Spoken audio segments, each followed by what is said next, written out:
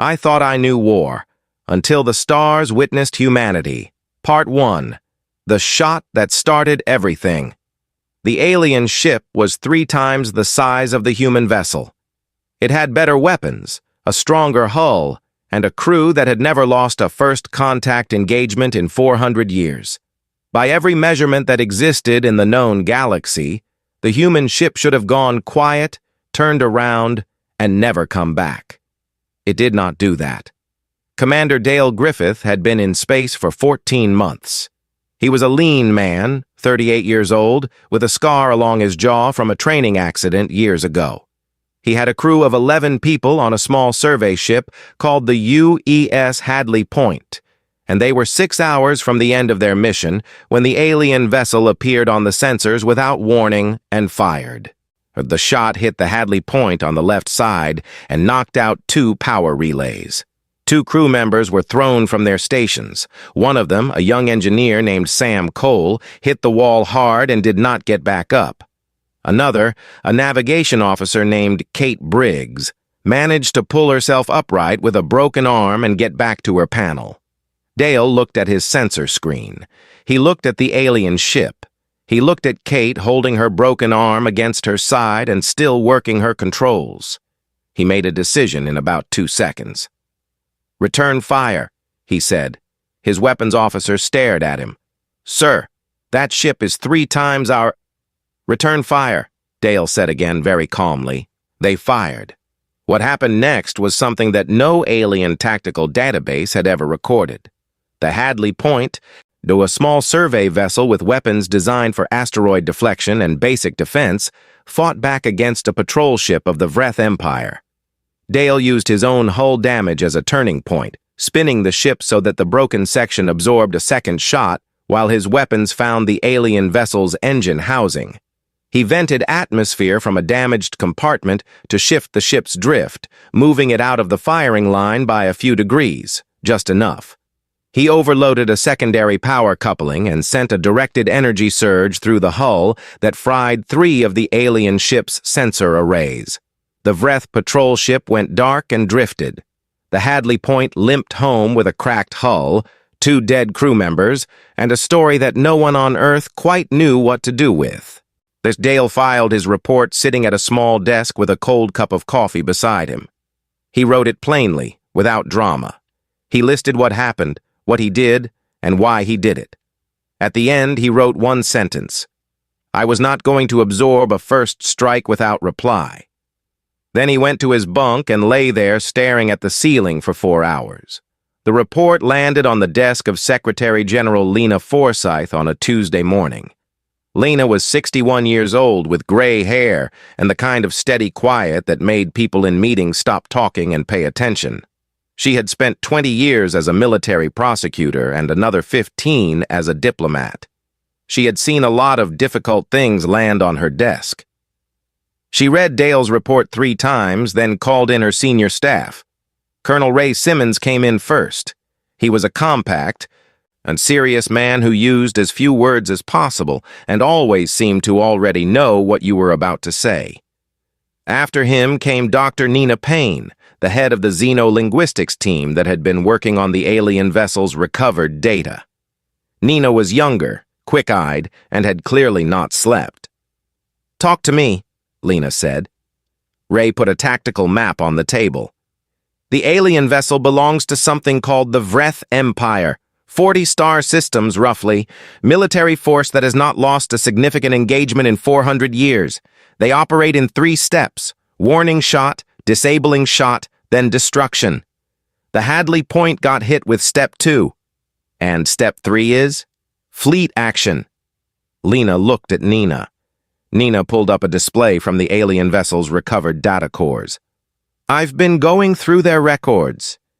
They have logs of 47 first-contact military engagements. In 39 of those, the target species turned and ran after the first shot. In 6, the target species was disabled and then offered peace terms. In 2, she paused. The target species was destroyed. The room was quiet. There's also a communication sent to their high command right after the Hadley Point incident, Nina continued. She looked at her notes. The translation is rough, but it reads, "Newcomers returned fire. Vessel was primitive, but crew behavior was not expected. Recommend assessment before next step." Lena leaned back in her chair and looked at the ceiling for a moment. "They're being careful," Ray said. "Good," Lena said. "So are we." Across the galaxy, in the war room of the Vreth flagship called the Eternal Reckoning, Admiral Vorath was having a much harder conversation. Vorath was a tall creature, gray-skinned, with a crest along the top of his skull that rose when he was thinking hard. He had commanded Vreth fleets for 30 years. He had never sent a report home that contained the phrase, "Crew behavior was not expected." It bothered him more than he showed. His second officer, Tireth, stood beside him with the full tactical record of the engagement on a display screen. Vorath watched it for the third time. The little human ship spinning in the fire, the vented atmosphere, the energy surge through the hull. "They used their own damage," Tireth said quietly. "They turned the broken part of their ship into a tool." "Yes." "They knew they might die." "Yes." "And they still—" "Yes," Vorath said. Tireth was quiet for a moment. Then he said, I ran a search on their historical records, the ones recovered from the vessel's memory banks. Sir, they have been fighting wars on their home planet for approximately 4,000 years. Vorath's crest rose very slowly. We have been fighting wars for 400, Tireth continued. They have 10 times our history of conflict, and they remember all of it. Every engagement, every tactic, every loss. It is all recorded and studied. Vorath looked out at the stars. He thought about the small ship firing back. He thought about the broken arm that kept working her controls. He thought about the report he was going to have to write. He thought about a species that had been fighting and surviving and learning from its own pain for 4,000 years and had just walked into Vreth space by accident and had not even flinched. So request a full intelligence review, he said. Everything we have on these humans. Everything. Tireth nodded and left. Vorath stayed at the viewport alone, looking at the dark between the stars, and felt something he had not felt in 30 years of commanding warships. He felt uncertain. Back on Earth, Dale Griffith was finally asleep. Sam Cole's family had been notified. Kate Briggs was in the medical bay with a cast on her arm, already asking when she could return to duty. The galaxy had not yet decided what to do with humanity, but it was starting to pay attention. I thought I knew war, until the stars witnessed Humanity Part 2, the number. They could not find. Every civilization that fought wars had a number. The Vreth would stop fighting when they lost 18% of their force. The Kaloon, and a pale, many-limbed species from the cold edge of the galaxy, stopped at 12. The Dorhai, who were very old and very logical, had set their number at 22 after centuries of careful study. These numbers were not weakness. They were math. They were the point at which continuing a war cost more than ending it, and every species that had ever reached the stars understood that math, even if they reached their numbers at different places. Admiral Vorath had spent 3 days trying to find humanity's number. He sat in his private study on the Eternal Reckoning with his aide Tireth, and a full intelligence review spread across the table between them. There were documents, recordings, translated historical files, and a tactical breakdown of every conflict humanity had fought in the past 400 years, as which was only the most recent slice of a history that stretched back much further. Tireth had been awake for most of those 3 days. His crest was low from tiredness, and there was a stillness around his eyes that Vorath recognized as the look of someone who had seen something they were still processing. Start with the most recent, Vorath said. Tireth pulled up a file. 40 years ago, the largest human military conflict in the modern era. 2 major factions, each controlling roughly a third of their home continent. The smaller faction suffered 60% casualties in a single ground engagement. He paused, and kept fighting.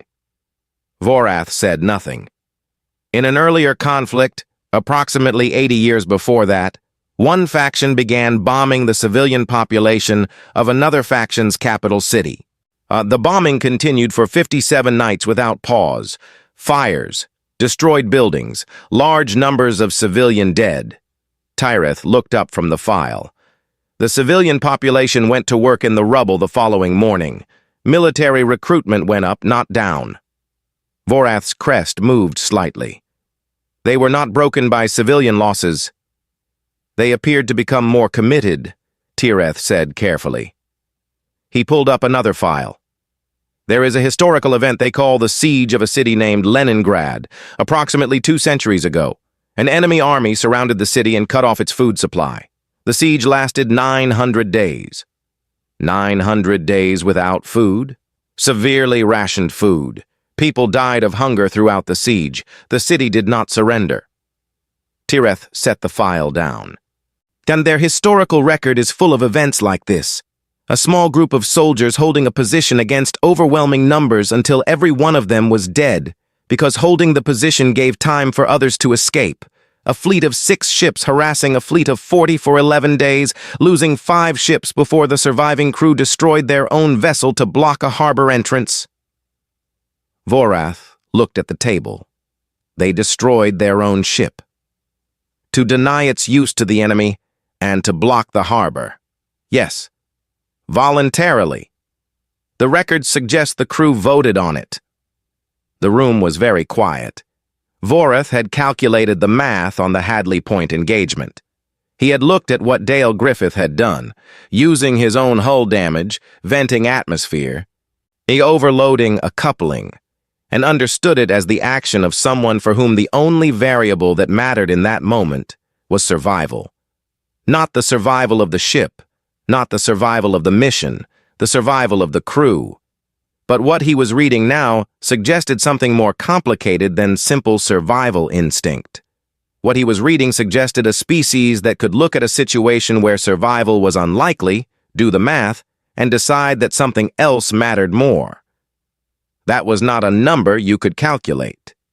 That was not a threshold you could push them past.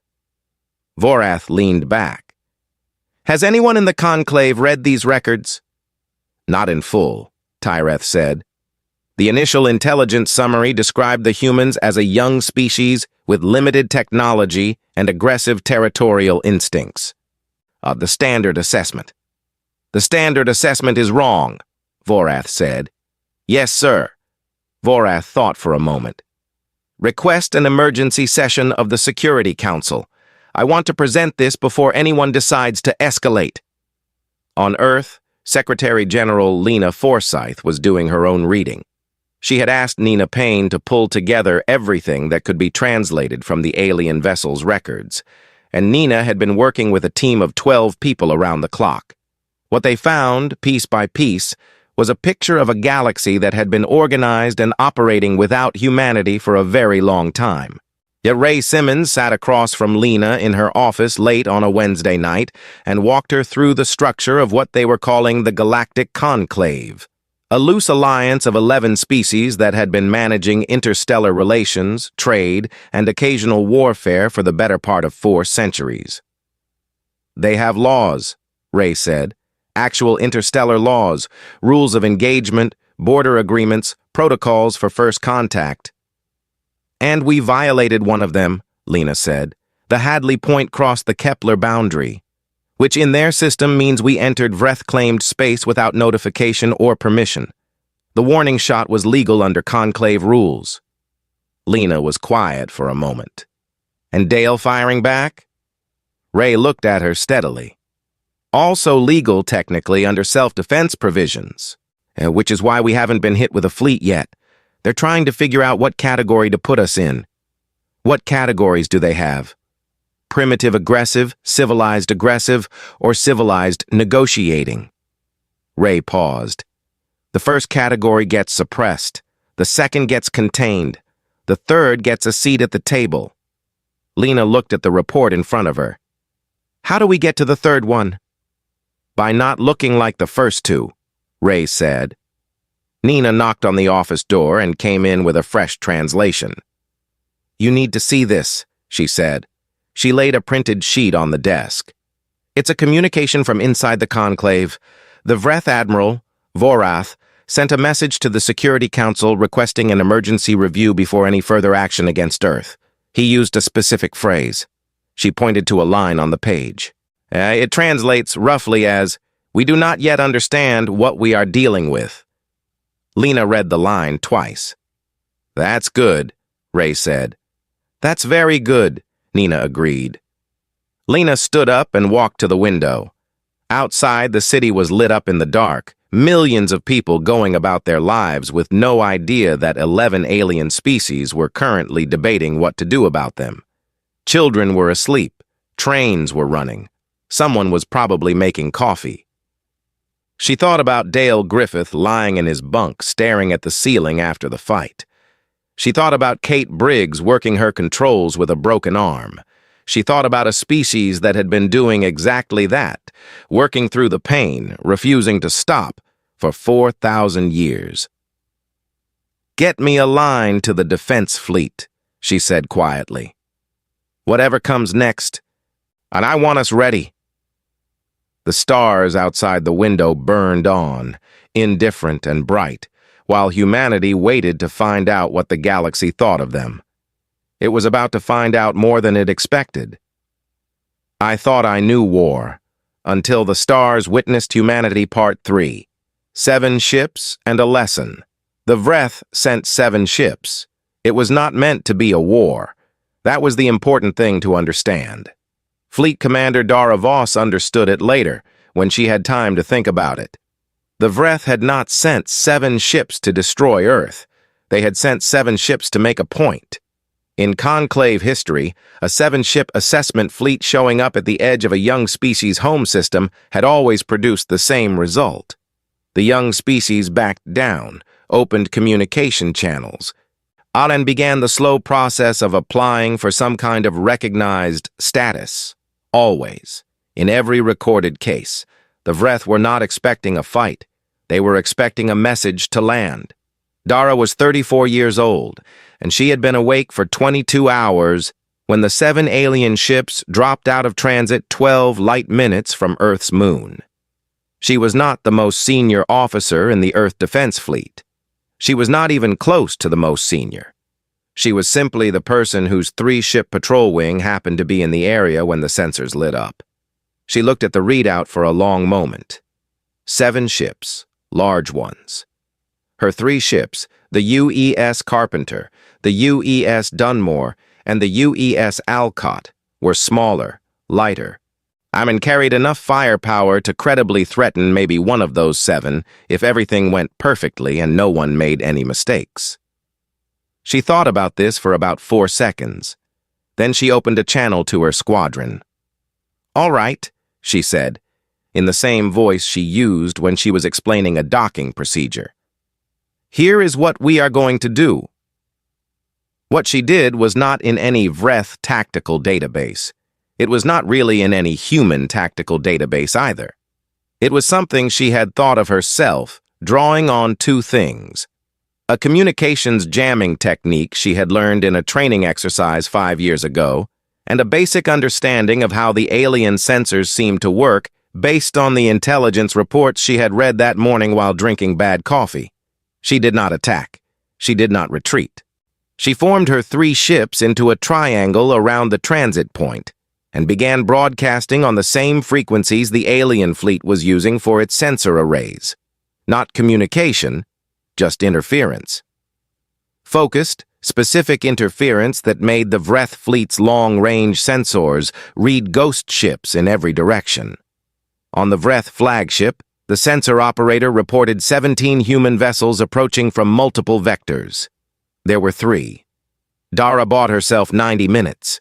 When the real reinforcements arrived, the UES Franklin's escort wing plus 6 more patrol ships plus 2 heavy cruisers that had been on standby since the Hadley Point incident, the Vreth fleet found itself surrounded by 14 human vessels arranged in a formation that their tactical computers could not immediately identify. Tyreth, reviewing the battle recording later on the Eternal Reckoning, ran the formation through the historical database and found it. It was called crossing the T. It was a naval tactic developed on Earth's oceans somewhere around 500 years ago, used by sailing ships against other sailing ships. Someone had adapted it for three-dimensional space combat, adjusting the angles and spacing to account for the fact that there was no surface, no gravity, and no single flat plane to work on. The battle lasted 4 hours. The Vreth lost 2 ships. No human vessels were destroyed. The Dunmore took serious damage to its port side and would spend 7 months in dry dock. 4 human crew members died. 11 more were injured. At the end of it, the remaining 5 Vreth ships pulled back to a safe distance and went quiet. Then Dara filed her after-action report, drank a full pot of coffee in 40 minutes, and slept for 12 hours. On the Eternal Reckoning, Vorath watched the recording of the battle 3 times. The 3rd time, he watched only Dara's ship. He watched the Carpenter moving through the engagement, and he tried to trace the decision-making behind each move. It was difficult. Human tactics, he was beginning to understand, were not built on a single clean logic. They were built on layers, old things adapted into new situations, instincts trained over generations, a kind of flexible thinking that did not wait for the situation to fit the plan, but instead changed the plan to fit the situation. The ghost ships. She had used a jamming technique as a tactical deception, and she had taken a tool designed for one purpose and made it do something else entirely. Tireth entered the room and stood quietly. "The crossing of the T," Vorath said. 500 years old. "Yes, sir. From their surface naval history." They remembered it. Someone looked at it, thought about the problem in front of them, and adapted it. Their military academies apparently teach the full history of their warfare going back thousands of years, Tireth said. Not as tradition, as active study. They look for lessons. Vorath turned from the screen. "How many tactical strategies do we teach?" Tireth paused. "Current doctrine covers approximately 300 standard formations and engagement protocols." "And how far back does our doctrine go?" "The current system was developed roughly 200 years ago, and some elements date back 300. Vorath looked at him. "They have 4,000 years of recorded tactical thought, all of it studied, all of it available to any officer who wants to reach into it and pull something out." Tireth said nothing. "We walked into a fight with someone who had a library," Vorath said quietly. "And we thought we were the ones who knew how to fight." He requested another emergency session of the Security Council. This time, he did not ask for a review. He made a recommendation, direct and plain, which was unusual for Vreth diplomacy. His recommendation was, do not escalate, open communication.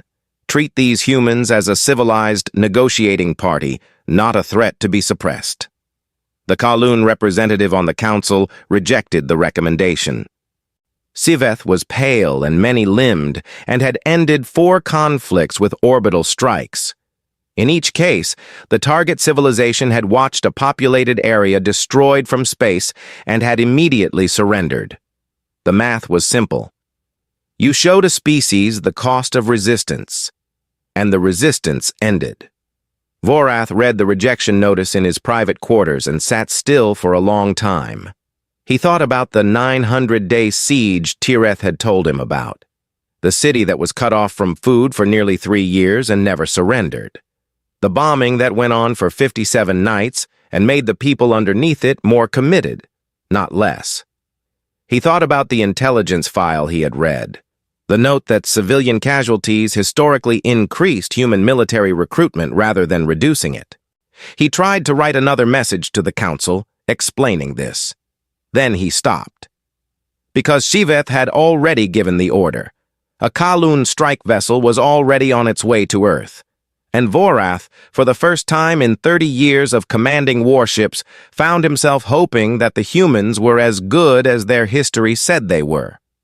Because if they were not, a great number of people on a small blue planet were going to die.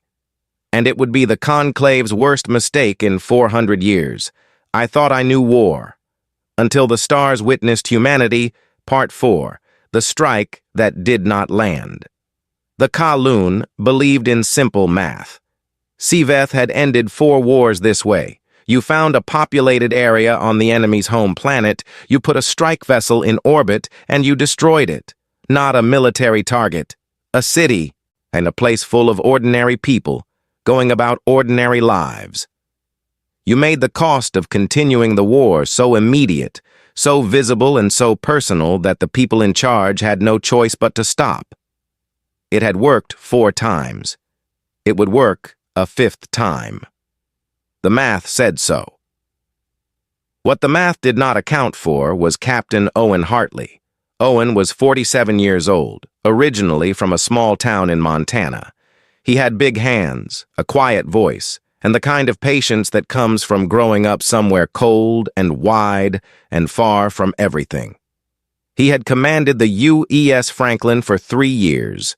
His crew of 219 people trusted him the way people trust someone who has never once made a decision that they could not later explain clearly and completely. When Colonel Ray Simmons detected the Kaloon strike vessel 4 days out and brought the information to Secretary General Lena Forsyth, Lena looked at the projected impact zone for 45 seconds without speaking. Then she looked at Ray. Then she said, "Get me Owen Hartley." Owen was in the middle of a maintenance review when the call came through. He listened to Lena explain the situation. He looked at the coordinates, the timeline, and the profile of the strike vessel. 1 large Kaloon ship with 2 smaller escorts. "The Franklin is the fastest ship we have," Lena said. "You would intercept them well short of Earth, but you would be outgunned. The strike vessel alone is twice your firepower. With the escorts, you would be going against 3 ships with 1. Owen was quiet for a moment. Then he said, "Yes." "So, ma'am," and began the launch sequence. The Franklin left dock within the hour. Owen's senior staff gathered on the bridge as the ship cleared Earth's orbit, and he laid in the intercept course. Lieutenant Vera Stone, his tactical officer, looked at the numbers on her screen and then looked at Owen. 3 to 1, she said. She was not complaining. She was confirming. 3 to 1, Owen agreed. "What's the plan?" Owen leaned on the edge of the navigation console and thought about it the way he thought about most problems, quietly, without rushing, turning it over until something useful came up. "The strike vessel is the priority," he said. "If the escorts want to stop us getting to it, they have to put themselves between us and it, which means they have to slow down." He paused. "Oh, we don't slow down." Vera looked at the course again. "If we go straight at the strike vessel at full speed, the escorts can't intercept us without breaking formation. They'd have to choose between staying with the strike vessel or coming after us. And if they stay with the strike vessel, we close on it at full speed with everything we have," Owen said. "And if they come after us, the strike vessel is exposed." "They might do both," Vera said. "Then we deal with both," Owen said simply. He went to his chair and sat down. Around him, 219 people went to their stations. They had 8 hours. Owen spent part of that time in the common area, eating a sandwich and talking to whoever came in. He talked to an engineer named Pete Doyle about a problem with one of the port thrusters. That he talked to a young navigation officer named Lucy Greer about the intercept math. He did not talk about the odds. Everyone on the ship already knew the odds. What they needed was not a speech about the odds. What they needed was to see their captain eating a sandwich and talking about thruster problems like it was Tuesday, which it was. At 3 hours out, Owen sent a short message to Lena. It said, "We are on course." Lena read it in her office and set it down and looked at nothing for a moment. Ray, sitting across from her, said, "He knows what he's going into." "I know," Lena said. "The Franklin might not come back intact." "I know," Lena said again, in a way that ended that part of the conversation. The engagement began at a distance that felt, to Owen, almost peaceful. Neither 3 alien ships were bright points on his sensor screen. The escorts moved first, exactly as he had expected, breaking away to intercept the Franklin while the strike vessel continued on course. "Full speed," Owen said. "Don't let them slow us down." The Franklin accelerated directly toward the strike vessel. The escort swung wide to get around her. Owen let them get close. Closer than Vera was comfortable with, she later said, and then did something that no one in the Kowloon fleet had encountered before. He used the Franklin's own engine wash as a weapon. At maximum acceleration, the Franklin's drive output was hot enough to overload unshielded sensor arrays at close range. Owen swung the ship in a tight arc that brought her drive exhausts directly across the path of the nearest escort. Not close enough to destroy it, but close enough to blind its sensors for 40 seconds. 40 seconds was enough time for the Franklin to close on the strike vessel and fire a full spread at its weapon systems. The strike vessel's main gun went dark. The Kowloon ship was not destroyed. Owen had not tried to destroy it. He had tried to stop it from doing its one job, which was to fire on a planet. He had done that. He then put the Franklin between the strike vessel and Earth and held position while the escorts tried to decide what to do next. The escorts retreated.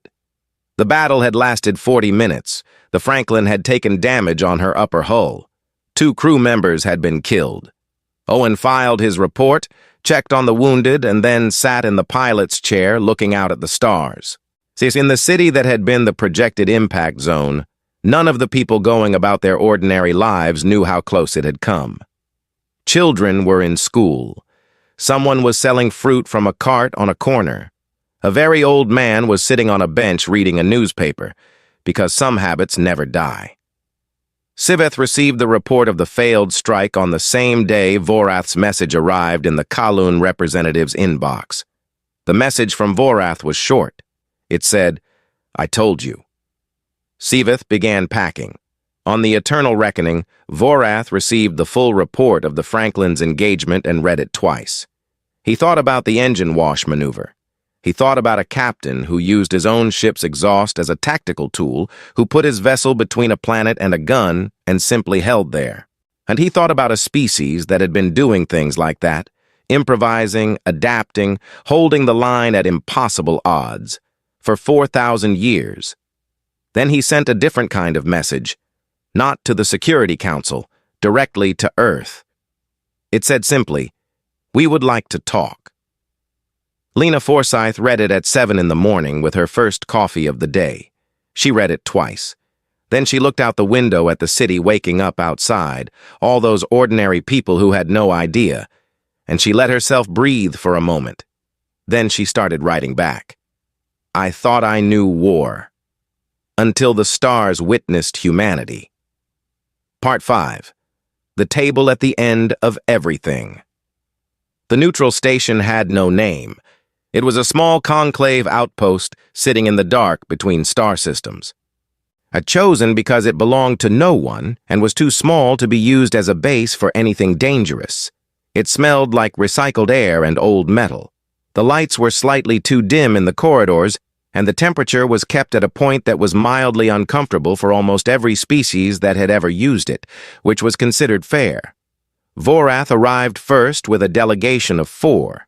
He had chosen them carefully. Tyreth came because Tyreth had read everything and understood more about humans than anyone else in the Vreth fleet. A conclave legal historian came, a dry and careful creature who knew every treaty and agreement that had ever been signed in the known galaxy. A xenolinguist came to help with the translation, because despite Nina Payne's best work, there were still words and concepts that did not cross cleanly between species. And Kiev came, a young officer who had spent 3 weeks reading the full archive of human military history and had walked out of that reading looking like someone who had been changed by what they saw. Lena arrived with her own group. Ray Simmons, because you always brought the person who had looked hardest at the problem.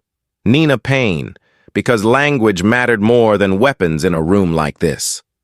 Dale Griffith, the man whose decision to fire back 14 months ago had started all of it, because Lena believed that the person who started something should be in the room when it ended, and Carla Webb, a junior aide who was 26 years old and wrote things down faster and more accurately than anyone Lena had ever worked with. They sat across a long table from each other in a room that felt very small, given the weight of what was sitting in it. Vorath looked at the humans for a long moment before he spoke. He had studied their files. He had watched recordings of their battles. He had read summaries of their history. But seeing them across a table was different. They looked tired. Lena had dark circles under her eyes. Ray was drinking coffee from a container that had been refilled enough times that it had left rings on the table. Dale sat very still in the particular way of a person who had trained themselves not to show what they were feeling. They did not look like conquerors. They looked like people who had too much to do and were here because it was necessary. Vorath spoke first. "We came to assess you," he said through the translation system. "We did not expect what we found." Lena looked at him steadily. "What did you find?" Vorath considered the question. He had thought about how to answer it for days. He had tried several versions. In the end, what came out was the plain truth, which Tyreth had suggested and which Kayev had said was the only honest thing to say. "We found a people who had survived everything their own world could do to them," Vorath said, "and who were not willing to let the stars do the same." The room was quiet for a moment. Dale, at the end of the table, looked at the wall. He was thinking about Sam Cole, who had died when the first shot hit the Hadley Point. He was thinking about the ceiling of his bunk that he had stared at for 4 hours afterward. He was thinking about how simple it had felt in that moment. The alien ship fired. And he fired back. And that was the only thing that made any sense. He had not known at the time that firing back had started all of this. He had just known that there was no version of himself that didn't. Carla was writing everything down, quickly and quietly, her pen moving across the page. Nina was watching the faces of the Vreth delegation with the focused look of someone collecting information faster than they could process it. Ray was thinking about orbital strike projections and how completely wrong they had been. Lena said, "We have been fighting wars for 4,000 years. We are very good at it. But I will tell you something else we have gotten good at over 4,000 years. She folded her hands on the table. "Stopping, when we choose to." Vorath tilted his head slightly. And do you choose to?" Lena said, "We are here, aren't we?" It was not a long answer, but it was a true one. The talks lasted 9 days. There were hours that went badly. Long stretches where the translation failed on some key concept, and everyone sat frustrated while Nina and the Vreth xenolinguist worked through the gap word by word. There were moments when Ray and Tyreth spread tactical maps across the table and talked in the flat, exact language of military people who had recently been trying to kill each other's crews and had not yet fully decided how to feel about sitting in the same room. On the 4th evening, Dale and Kayev ended up in the station's small common area at the same time. There was a food dispenser on one wall and a viewport on the other showing nothing but stars. They sat in silence for a while, which was not entirely uncomfortable. Kayev had a translation unit in his hand. He used it carefully. "Thermopylae," he said. 300 soldiers, against an army of hundreds of thousands. They lost." Dale nodded. "Your history teaches this as an important event." "It does." "Why?" Kayev asked, not challenging, genuinely wanting to know. Dale thought about it. "Because of the choice," he said. 300 people chose to stand in that place. They knew what the outcome was going to be. The outcome wasn't what mattered. The choice was. Kayev was quiet for a long time, looking at the stars through the viewport. "We do not have stories like that," he said finally. "In our history, when the outcome is certain, soldiers retreat. It is logical." "It is logical," Dale agreed. "We're not always logical." Kayev considered this. "See, no," he said, "but you are consistent." Dale almost smiled at that.